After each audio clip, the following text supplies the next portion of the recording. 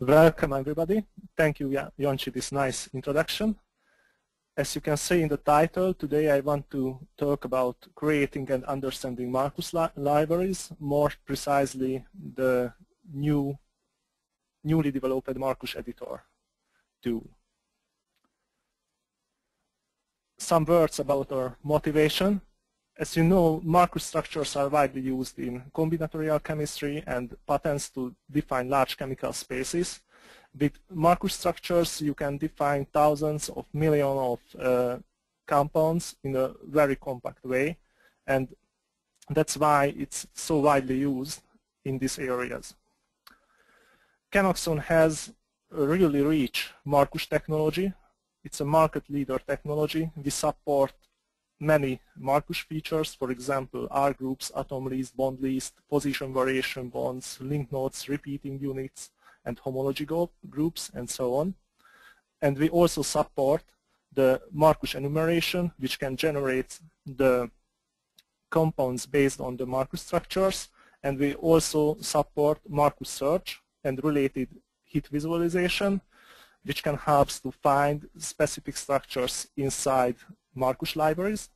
And we also support the R group decomposition, which offers capability to generate Markush structures based on list of compounds and the suggested scaffold. But this is still not enough, and we recognize that. There are many challenges to in this area. First of all, there are no proper tools for editing complex patent Markush structures, and the analyzing and processing Markush structures is really time-consuming and needs special expertise. To demonstrate these challenges, here is a nice example. Here you can see a general structure editor, Marvin sketch, in the left-hand side with a simple compound, and the right-hand side with a complex Markush structure. This is an average Markush structure. It's not too big, not too small, but you can see it's really challenging to handle this kind of structures inside Marvin sketch or any other general structure editors. We decided to develop a new set of end-user applications which can help to handle this kind of structures more effectively. The first step of this development was the Markush editor. This tool is offering editing capabilities for complex Markush structures.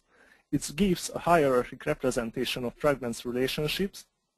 It has advanced visualization features, for example, visualization of the nesting of R groups and preview of the enumerated structures. You can edit individual fragments separately inside this tool, and it contains an integrated structure checker which can help to prevent drawing errors or find existing drawing errors and fix it. This tool is available from 6.3 version as a desktop application and as an integratable component. Here you can see the basic UI of the application. In the middle of the screen you can see the tree view of the R groups. In the top you can see the scaffold, and under that the connecting R group definitions.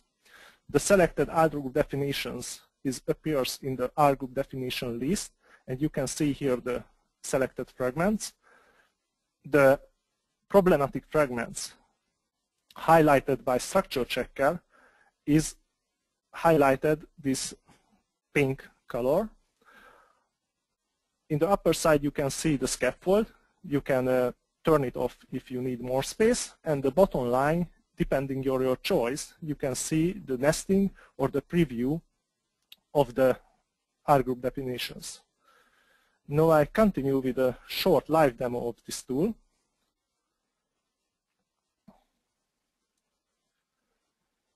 Here you can see the live application, and I demonstrate you how easy to draw a basic Markush structure.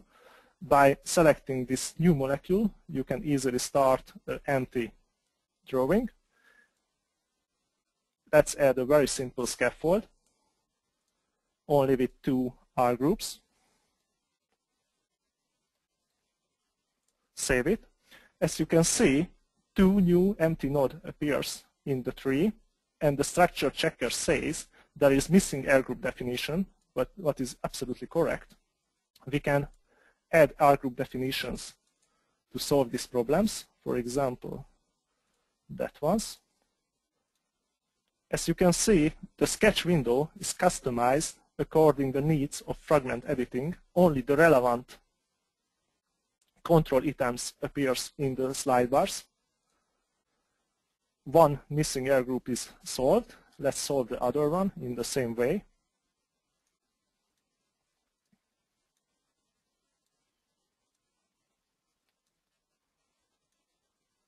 As you can see, all of the checker warnings are disappeared, and this Markush is correct now.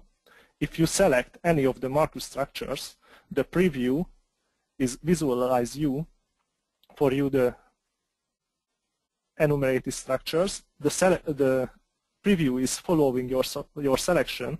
If you select more tree nodes, the other node also added to the structure, and you can see with different colors the different R groups. If you want to select only 1 or 2 fragments from a fragment list, you can change your selection, and the preview is following to your change. In the nesting view, you can see the nesting of the selected nodes. It's more interesting if you add more level of R groups. For example, by simply editing this existing scaffold, this existing R group definition, we can add R3 like this. The checker also again says it's an empty definition, and if you select it, it shows you it's here. Let's add something very simple to this definition. Obviously, definitions with only atoms can represented by the other Markush features, for example, least nodes, but it's not a problem here. And you can see here the nesting view is changed and says the selected node is coming through the R1 and R3, and this way quite easy to navigate and understanding the nesting of the different nodes what you select. You can reuse your R groups. For example, you can edit this R group definition, or you can edit the separate fragment definition. Simply add R3 again and save it.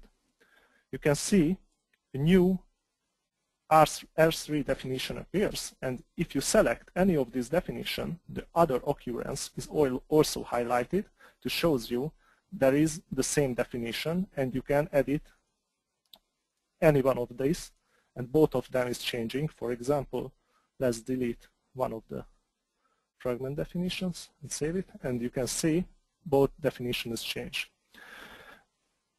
In this way, you can build very complex Markush structures. For example, I opened a previously drawn more complex structure here. You can see it contains a large number of definitions, fragment definitions. If you select more than one definition,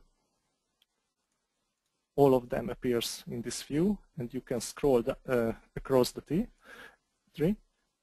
And it says there is a valence error somewhere in this molecule, and really easy to find in our tool because it's highlighted by red in the tree, and it's also highlighted by red in the fragment definition list.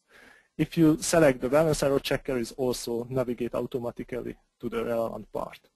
By editing the selected structure, you can very easily fix this error. It's only a valence error. After save it, the error disappears. There are some other navigation function in the toolbar. For example, you can select any of the R groups very quickly by typing or selecting from the list. For example, type R8. Oh, it's not it. And the tool automatically navigates to the relevant part. if these small pictures are not really useful because you have so many fragment definition, you can close them, and this way you can see more compact view of the R group definitions. But you can navigate and do anything in the same way what was available in the previous view. You can automatically close or open the fragment release, and obviously you can undo or redo all of your modifications. The standard functions, for example, opening the structure, saving in various ChemAxon supported formats, is also available in this tool. That was the short introduction of the Markush editor. I hope it's a quite easy to use and intuitive tool, but if you have any questions, in our homepage the user guide is available and you can follow the steps described there. Let's continue the presentation. Okay. As I said, the Markush editor is a newly developed tool. The first version of it was in 6.3, and many other features coming in this tool. First will be the Markush Composer function, which gives opportunity to generating Markush structures quite similar way to the R group definition, R group decomposition working, but in more advanced and more smarter way. With Markush Composer, you can generate Markush structure based on exemplified structure list without adding any scaffold. The tool automatically finds the best scaffold for you and generating the Markush structure, and you fine-tuning this generation process. For example, by setting you want to generate a single level Markush structure, or you want to generating a multi-level Markush structure with nested R groups. I will demonstrate it, the demo version of this function, after the slide. We're also working on some new Markush structure related checker function. As you know, our checker functions can show you the structure is matching or not matching of different kind of business rules. For example, we want to implement a checker which can shows you if you have any duplicate R group definition or you have a duplicate fragment definition inside the R group definition. We're also working on the Markush standardization feature. This is strongly connected to the structure checker function. If the structure checker finds some problem inside your structure, the standardization function can solve these problems. For example, removing the unnecessary duplications or reuse the duplicate R group and also remove the unnecessary definition. We're also working on alias handling. That means mainly in patent Markush structures, really common to use not R1 and R2, but also some kind of letters, for example, X, A, B, as representing an R group. This is a supported function in Marvin sketch, but we want to add more support in Markush editor and directly support to rename your R group definition in any form what you want. As I promised, I can show you here the current state of the Composer development. I start with a trivial case. You can see here 4 really simple structure. As you can see, all of them based on a benzene ring, and this side of the molecule is different, and the carbon chain in this side is also different. It's obvious for all chemists how can generate a Markush structure from this kind of molecules, but it was not available until yet without adding the scaffold to the structure. Now I open the developer version of Markush editor, and in the developer version there is a new function It's called Compose Markush Structures. It's open a wizard where you can select the previously shown list of structures, and you can set some options, for example, allow nesting, allow merging duplicate R groups. You can select the search mode, it's modify the speed of the process. You can set a minimum scaffold size and a minimum fragment size for nesting. And if you run the process, you can see the structure is generated very quickly, and it's, compared to the original list of structures, it's a perfect Markush structures, contains two R groups. One is representing this variability, and the other one is representing the variability in the chain. Obviously, this generated structure has more enumerates compared to the original set, but this is inherited property of Markush structures, and it's obvious for everybody who working with Markush structures. This process working not only for these small sets, but it's really quickly working for much larger sets. For example, here you can see a larger set of molecules, more than 100 molecules, and I can run the same way the composer function for these molecules. I don't change anything, only the search file, using this large smice file, and run the composer. So you can see it's quite fast, but it's a multi-level process. The tool generated two separate Markush structures because the algorithm find the structures can be represented by one Markush based on the preset conditions. One Markush is smaller, it contains only two R group definitions, and the other one is much larger, it's a multi-level R group, contains wide range of R group definitions. This is the current state of the composer function. As I said previously, it's an under development function, but I hope it can be really useful, for example, generating combinatorial Markush libraries or generating patent Markush structures based on the list of compound sets. Okay. Go back to the presentation. There are some other interesting new technology coming related to Markush area. The first of it, the Markush overlap analysis, what we are plan to implement soon. It's a really interesting new algorithm which can gives you a percentage of overlap between two Markush structures without any limitations. That means regardless the complexity of the Markush structures.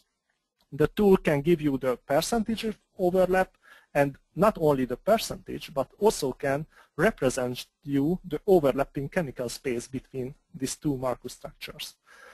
I think it can be really interesting related to analyzing of Markush structures, for example, testing your patent Markush against the competitors' patents, or for example, building a Markush library and checking the newly added Markush structure is overlapping or not the existing structures in the library, and things like that. We're also working on other algorithm, we called it non-hit visualization, which can give you information when there is no hit between your Markush structure and the specific structures. In the other hand, you know, we can quite easily representing where is your hit. If there is a hit against a structure and the Markush structure, it's quite easy to represent where is the matching parts of the Markush. But in the case there is no hit, until now we can't say anything in this situation. This new algorithm can help to show you what is the distinguishing part of your Markush structure, what is the non-matching part. In many cases this is not a trivial question. For example, if you're drawing a Markush structure extracted from the patent document, and you also extracting the exemplified structures from this patent document, in many cases you find 19% of the extracted exemplified structures is matching to your Markush structure, but 10% is not matching. And many cases related to this complex Markush structure, really hard to find what is the problem with your Markush structure, why is not matching. This algorithm can help in this situation and can be also useful to testing, for example, your lead candidate molecules or drug molecules against the competitor's patent structures. And you can find what is the distinguishing feature, why is your molecule is new against the Markush structures of the competitor patent. And last but not least, also a new upcoming tool, the ChemCurator. It will be a semi-automatic chemical information extraction tool strongly based on the Markush editor functionality. I have this link shows you this presentation, this PDF document. It's introducing only the technology. Please check it, and if you find it interesting, you can hear more about it in our upcoming US UGM meeting. Go back to the presentation. Yes, as I mentioned, US UGM is coming soon, and we will launch not only the Plexus suite in this meeting, but also this will be the first introduction of the first public version of the ChemCurator, and there will be many interesting partner presentation also. That was what I want to show you today. I would like to thank you for your attention. Please check our tutorial video and user guide and try this tool by yourself to download it from our download page. Or if you have any question, please ask it now or write directly to me or the Markush support team. Thank you very much.